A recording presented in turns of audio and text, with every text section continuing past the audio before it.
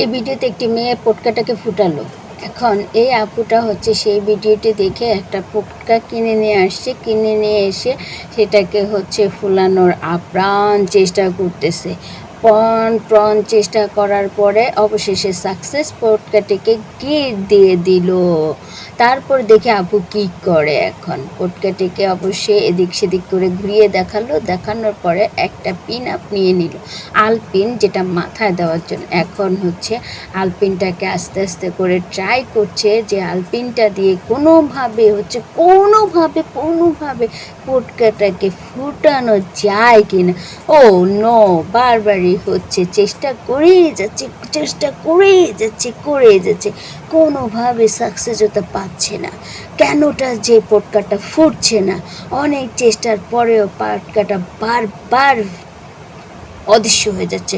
এখন আমরা দেখব আসলে পটকাটা পারে কিনা ফুটাতে।